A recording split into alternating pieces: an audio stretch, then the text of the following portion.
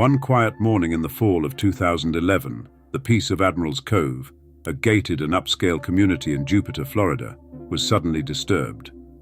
At exactly 7 a.m., a home alarm went off at the waterfront house of the Horwitz family. Security officer Luis Garcia was quickly sent to check it out. He reached the property within 3 minutes. At the front door, he found 38-year-old Radley Horwitz, looking confused and shaken. Inside, Radley's mother, Donna, was crying out in fear, "I think he's dead!" Garcia rushed in and discovered a horrifying scene in the bathroom. Lanny Horwitz, aged 66, was lying on the floor in a pool of blood. Broken glass from the shower sparkled nearby, and a gun was in his hand. At first glance, it looked like Lanny had taken his own life. But things didn't add up. Not a suicide. Lanny hadn't been shot once, but 9 times, and by 2 different guns. That changed everything. Police found no signs of forced entry, and the alarm had only gone off after the shots were fired. This meant the killer was likely already inside. Only 2 people were in the house, Donna and her son Radley. Each said the other did it. Was this a tragic family fight turned deadly? Or had someone else come in and vanished before help came? First on the scene, Luis Garcia was one of the first to witness the scene. He reported that Donna was extremely emotional, while Radley seemed oddly calm, like someone who had just woken up. When asked about weapons, Radley admitted his father kept several guns in the house. Garcia took the gun from Lanny's hand and tried CPR. Emergency teams arrived soon after, but it was too late. Lanny was already gone. Clues in the house. The Horwitz home was filled with 26 guns, many hidden in different rooms. Radley and Lanny both had a passion for firearms. One of the guns used was found on a bedroom dresser. The other was near Lanny's body. Both had been fired. Forensic tests showed that the gun by the body had Lanny's DNA on it, along with someone else's. Radley and Garcia were ruled out, but Donna couldn't be excluded. A bloody fingerprint on the front gate contained Lanny's DNA and an unknown match. Inside Radley's suitcase, police found bullets matching those used in the shooting.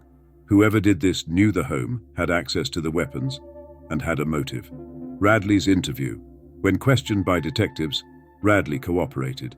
He said he wasn't sure if it was the alarm or gunfire that woke him up. From his room, he saw his mother walking around and screaming. He said he was scared and stayed put for a while. When he finally came out, he found Donna in shock and saw his father's body in the bathroom. Radley strongly defended his mother.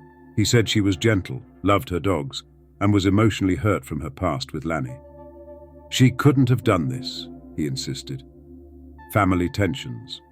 Lanny and Donna had a long, troubled history. They first married in 1967, divorced in 2001, and got back together shortly after. But that didn't last either. Donna later moved out, but in 2011, Lanny invited her to return. However, he asked for a $200,000 loan, saying he was in financial trouble. Donna agreed, thinking they were going to rebuild their life together. But Lanny was involved with another woman, Francine Tai, a close business associate who lived nearby. They traveled together and were seen holding hands. Donna, still hopeful for love, felt betrayed. Radley had also returned to live at home after serving time for illegal gun sales. He blamed Lanny for a bad decision that got him arrested and was angry over a life insurance policy he unknowingly gave up, one that ended up going to Francine. Francine's words. Francine told investigators her connection with Lanny was emotional, not physical. She said Donna seemed unstable and Radley was untrustworthy. She also remembered something chilling. Lanny once told her, "If something happens to me, promise you'll fight for the truth." She believed he was afraid for his safety. Francine even mentioned a disturbing dream she had, full of guns, yelling, and blood in a bathroom. Donna's writings police found Donna's diary, which gave insight into her mind. In March 2011, she seemed happy about moving back in with Lanny, but by summer, her entries grew dark. She suspected him of cheating with Francine. She wrote that he came home late with Fran and later called him Mr. Meany. On September 5th, her last entry read, "Another long day of lies." The trial.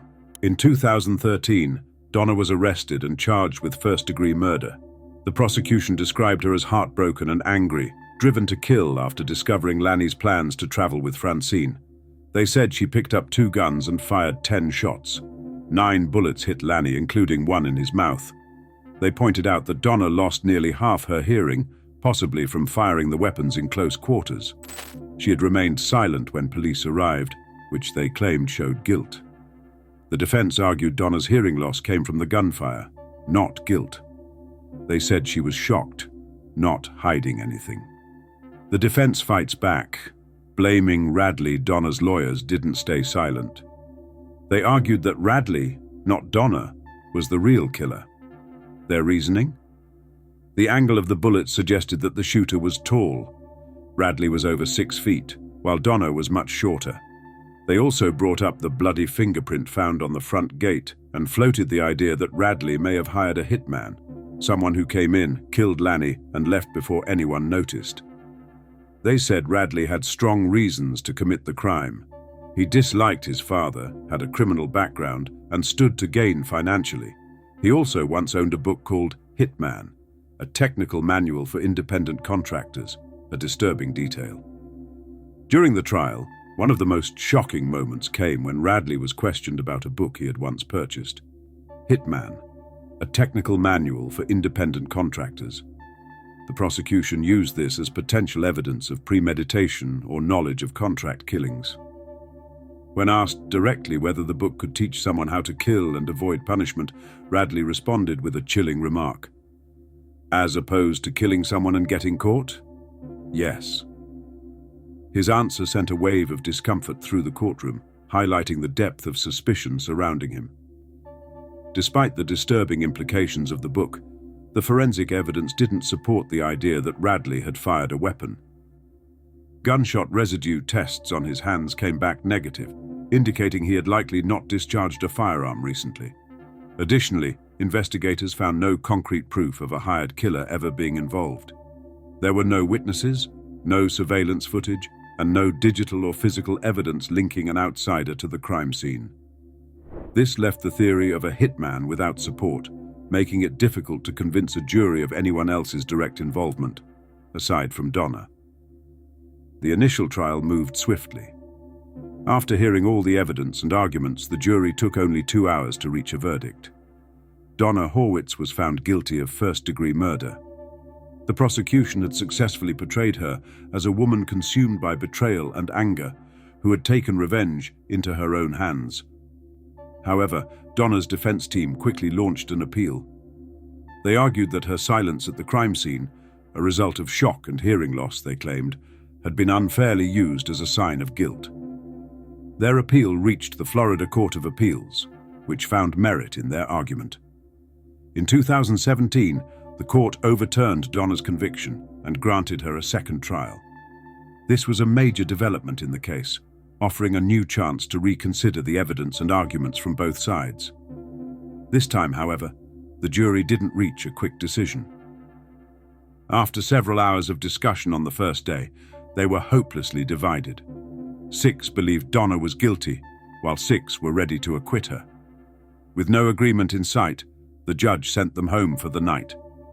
The next morning, after further deliberation, they finally returned a new verdict, guilty, but of second-degree murder instead of first. It was a dramatic shift, reflecting the complexity of the case. Donna, now 70 years old, was sentenced to 32 years in prison. Though justice seemed to be served, the trial left behind a lingering sense of doubt and unanswered questions. The judge told them to return the next day. After more discussion, they reached a new verdict, guilty of second-degree murder. After the court case, Radley moved abroad to start over. His feelings were mixed. He had once blamed his father for everything, but now he said, "I feel less hatred." When speaking about his mother, he said he wasn't angry, but also admitted she was the only family he had left. What happened that morning in Admiral's Cove still leaves questions. Was it an act of rage, a setup gone wrong, or did someone else slip in and out, never to be found? What we know is this. Lanny Horwitz died violently in his own home. The two people closest to him blamed each other, and justice, while served in the courtroom, left behind a mystery that may never fully be solved. Thanks for watching. If you found this case as shocking as we did, make sure to like, share, and subscribe for more real stories that reveal the truth behind the headlines.